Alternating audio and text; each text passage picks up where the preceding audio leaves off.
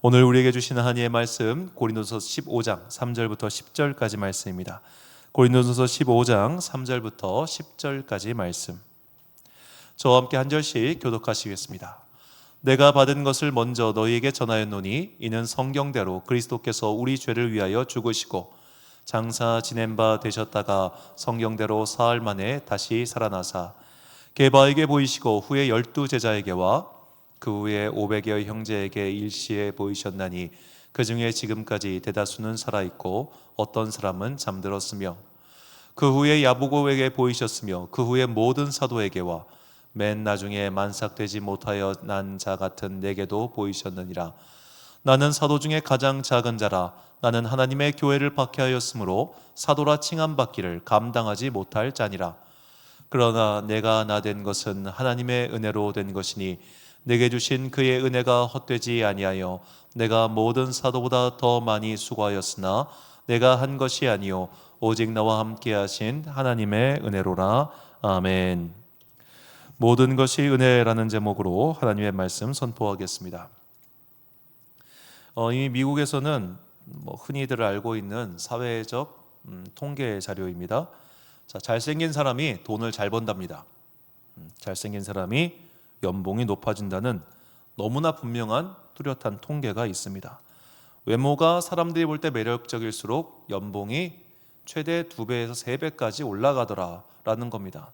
잘생긴 사람들은 취직도 쉽게 할 수 있고 하여튼 좋다는 거예요. 잘생기면 좋다. 참 더러운 세상의 단면이 아닐 수 없는데, 자, 그러다 보니 오늘날 아이들이 가장 하고 싶어하는 직업은 역시 아이돌가 되는 겁니다. 아이돌이 되면 그야말로 사회적 성공을 거둘 수 있는 확률이 기하급수적으로 올라가기 때문이죠. 자, 일단은 아이돌 그룹으로 데뷔를 하기만 해도 이 아이들이 큰 아이돌로서 큰 성공을 거두지 않아도 기타 부가적으로 할 수 있는 일이 너무나 많습니다. 요새 같은 경우는 특히 이제 뷰티 산업이 발달하면서 요새 유튜브로 올 한 해 동안 가장 돈을 많이 번 유튜버가 뷰티 유튜버더라고요.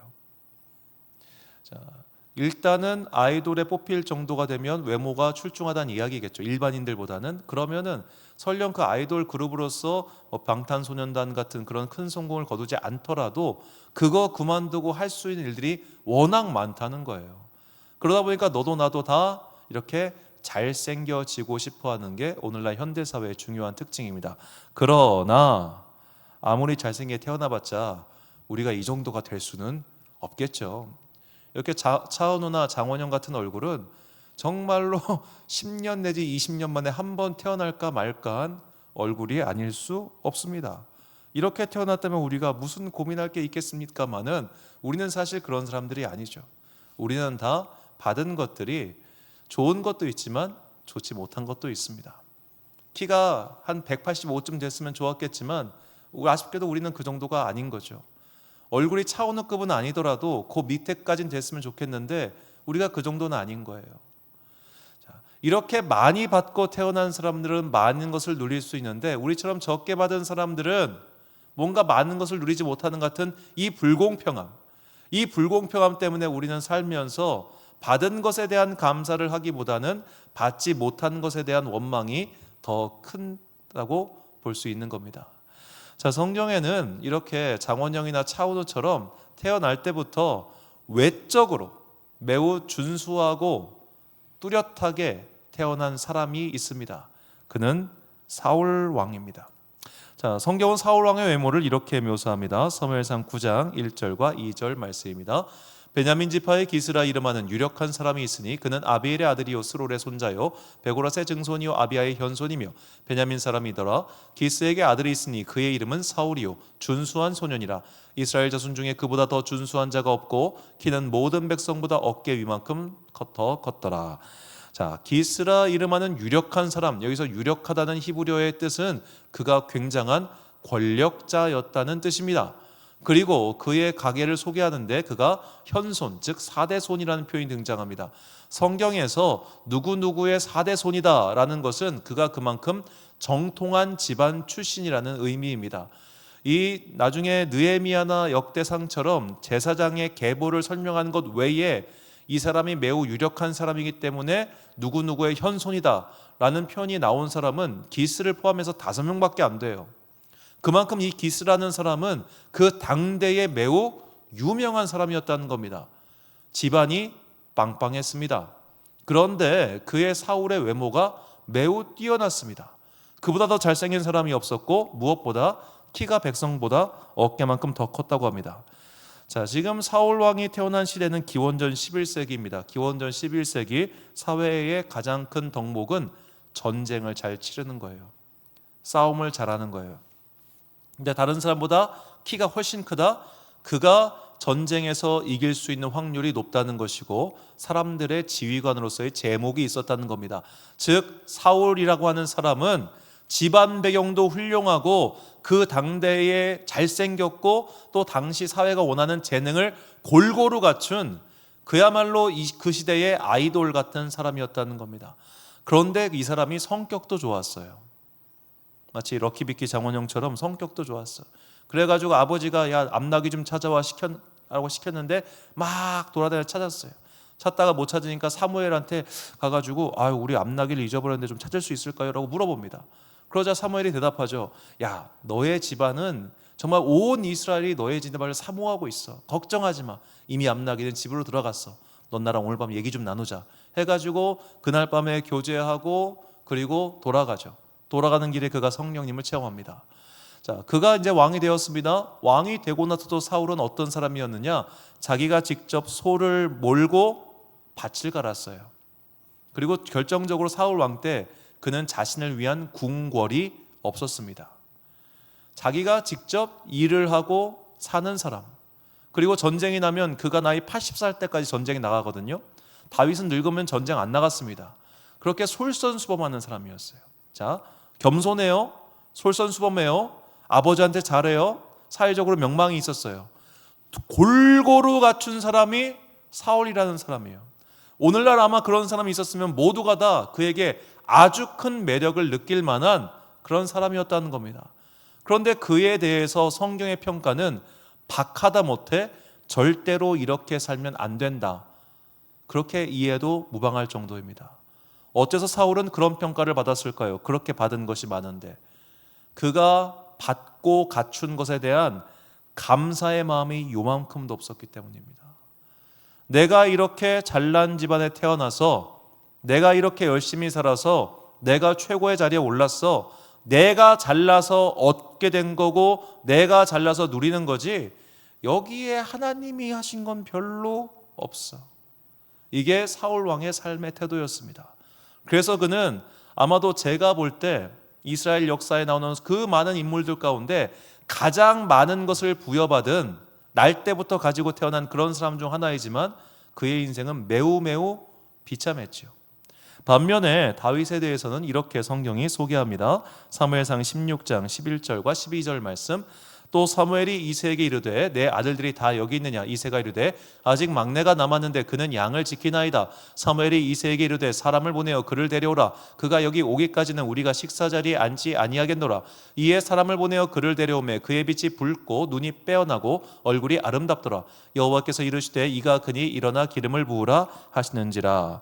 자, 이 다윗에 대한 묘사 이게 굉장히 중요한데요. 일단은 이 자리는 국가의 원로인 사무엘과 식사교제 자리입니다. 예배라고 하는 공식적인 자리입니다. 가족과 함께 다 하기로 했습니다. 그런데 막내가 오지 않았습니다. 자, 보통 우리가 막내라고 하면 집안의 예쁨을 받을 것 같죠. 다윗은 10남매였습니다. 10남매의 막내예요. 그의 조카가 요압인데 다윗과 비슷한 또래였습니다. 즉 누나랑 형들이랑 나이 차이가 어마어마한 10몇 살 이상 차이가 났다는 얘기입니다. 그렇게 나이 차이가 많이 나는 형제들 가운데 막내였으면 요즘 시대였으면 예쁨을 받았을지도 모르겠지만 그 시대는 이제 막 농경 시대예요. 애가 하나 늘면 입이 느는 거예요. 사실 그리 반갑지 않은 아이였다는 겁니다. 그리고 그는 이 중요한 자리에 초청받지도 못했습니다. 어떤 사람은 저 양을 지키는 중요한 임무를 막내가 맡았다는 것은 그만큼 막내가 아주 일을 잘했기 때문이다 라고 해석을 하지만 중요한 것, 이새는 농부예요, 농부. 그의 할아버지, 증조 할아버지 때부터 계속 농사를 지어온 농부입니다. 베들레헴은 이게 빵집이라는 그 이름답게 밀이나 보리가 잘 자라는 농토예요. 농부의 집안에서 양을 키워봤자 몇 마리나 키우겠습니까? 그리고 제가 양을 키우면서 알았습니다. 양도 때가 되면 우리에 들어가서 우리에서 자요. 양이라고 해서 맨날 들판에 자는 게 아니란 말입니다. 그러니까 지금 집안에 중요한 손님이 왔으니 그 몇 마리 되는 양들은 그냥 우리에 집어넣고 집안 행사에 참여하면 됩니다. 그런데 왜 이렇게 안 했을까요? 아빠가 밖에 내놓기 부끄러워서 그래요. 자, 여기 12절에서 그의 빛이 붉다라는 표현이 등장하죠. 성경에서 이 얼굴빛이 붉다라고 나온 사람은 에서가 먼저고 그 다음이 다윗인데 그 의미는 뭐냐? 그가 생명력이 넘쳤다는 얘기입니다. 이 남자아이들 키워보면 그런 아이들 있죠. 기운이 뻗치는 애들이 있습니다. 가만히 있지를 못하고 그냥 태어날 때부터 몸이 통통해가지고 땅땅해가지고 기운이 어마어마한 애들이 있어요.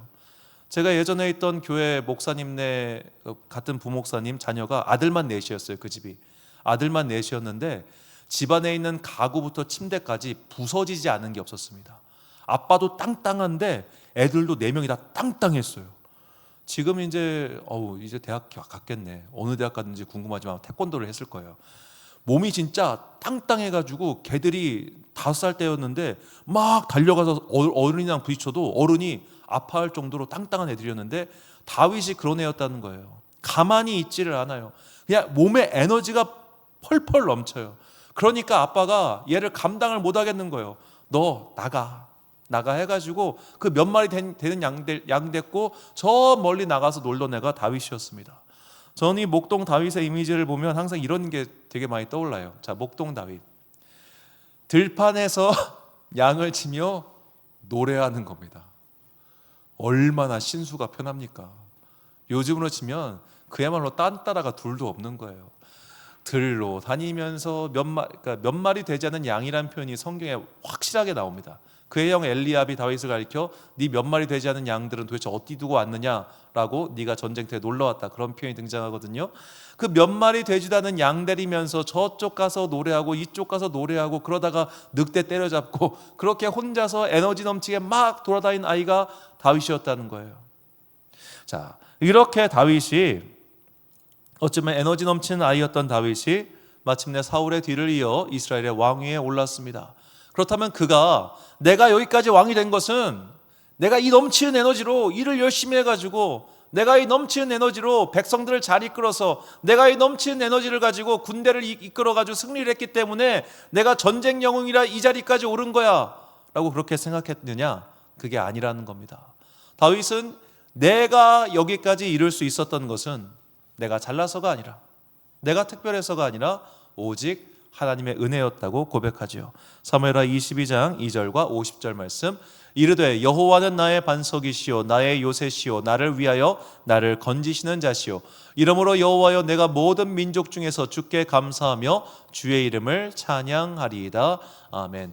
자, 하나님께서 나를 여기까지 인도하셨다. 하나님께서 나를 이렇게 지으셨고 하나님께서 나를 이렇게 만드셨고 나를 여기까지 이르게 하셨다. 이 모든 것들을 감사한다. 이것이 다윗의 고백입니다.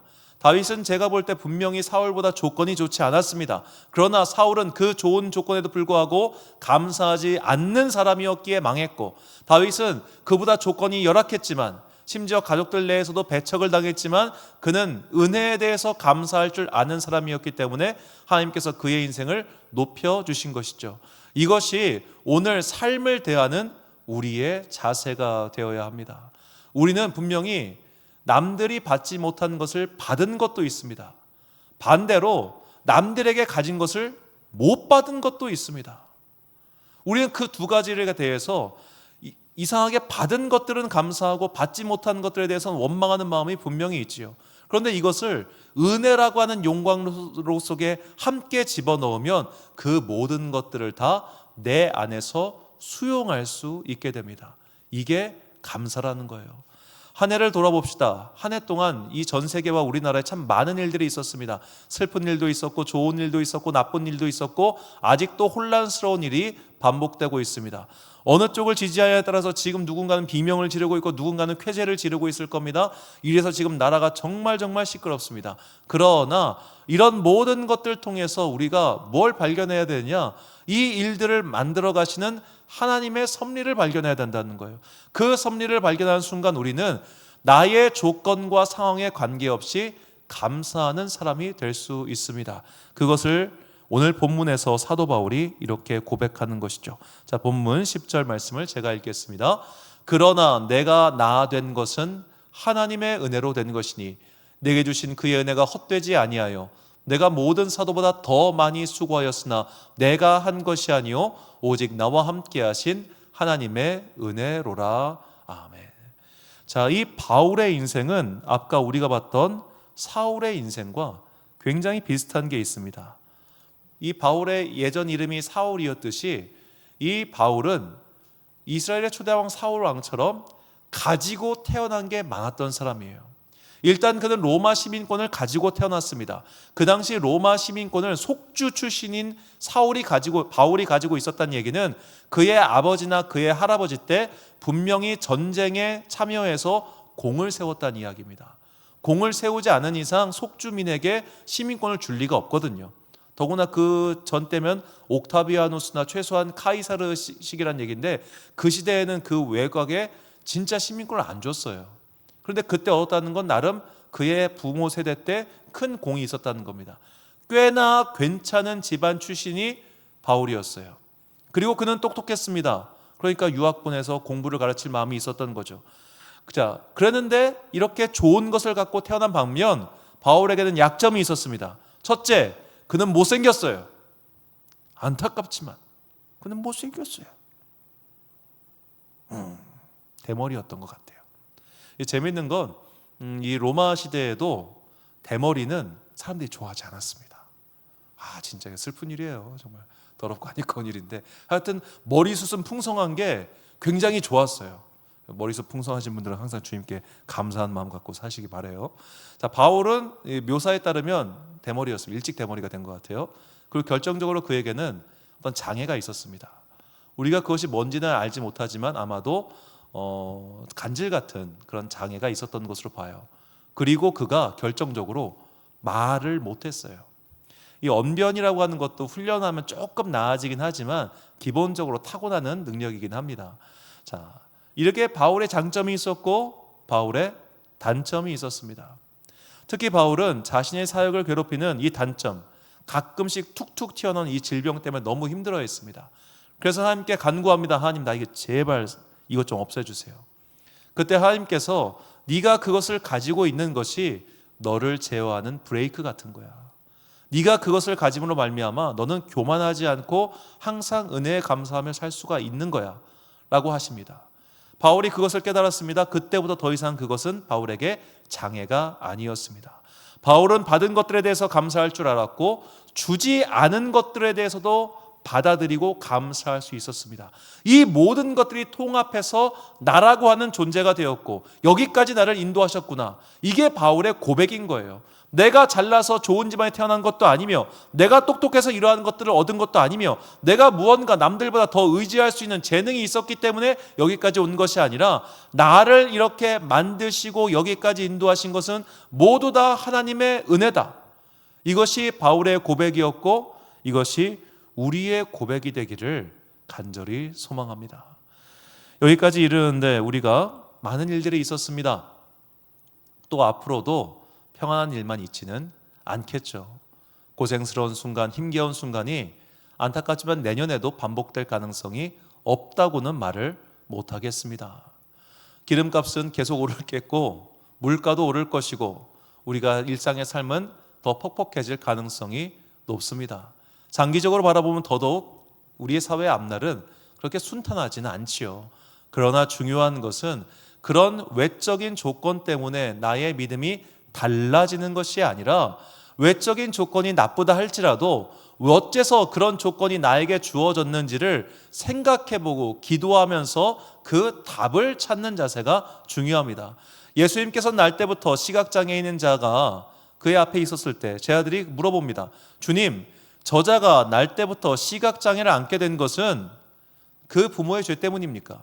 아니면 저 사람의 죄 때문입니까? 라고 물어봅니다. 그러자 주님께서 대답하셨습니다. 부모의 죄도 아니고 그 사람의 죄도 아니라 바로 그를 통하여 하실 하나님의 일이 있다라고 말이죠. 우리는 이것을 섭리라고 부릅니다. 하나님께서는 우리 각자에게 계획이 있으십니다. 그리고 우리 각자에게 소명과 사명, 일거리를 주셨습니다. 그 일거리를 우리가 하는 것이 우리의 창조의 이유, 목적인 것이죠. 그것은 누가 알려주는 게 아닙니다. 내가 기도하면서 답을 얻어야 되는 문제죠. 하나님, 나는 왜 이렇게 태어났습니까? 나는 왜 이런 한계를 가지고 있습니까? 반대로 주님, 나에게 왜 이런 장점을 주셨습니까? 주님, 나에게 왜 이런 능력을 주셨습니까? 우리가 기도하면서 그 답을 얻을 때 비로소 우리는 어떠한 상황에도 은혜와 감사를 잃지 않고 내 삶 자체를 주님께 드리는 아름다운 번제로 드리게 될 것입니다. 우리는 장점도 있고 단점도 있습니다. 한계도 있고 재능도 있습니다. 그런 여러 가지 모든 것들을 우리가 은혜의 용광로 안에 녹여서 그 나의 인생을 주님께 드리는 아름다운 화목제물이 되게 하십시오. 이런 믿음의 결단의 고백을 바울은 우리에게 이렇게 말하고 있습니다. 로마서 8장 28절과 고린도서 4장 15절 말씀을 우리 같이 한 목소리로 봉독하겠습니다. 시작. 우리가 알거니와 하나님을 사랑하는 자 곧 그의 뜻대로 부르심을 입은 자들에게는 모든 것이 합력하여 선을 이루느니라. 이는 모든 것이 너희를 위함이니 많은 사람의 감사로 말미암아 은혜가 더하여 넘쳐서 하나님께 영광을 돌리게 하려 함이라. 아멘.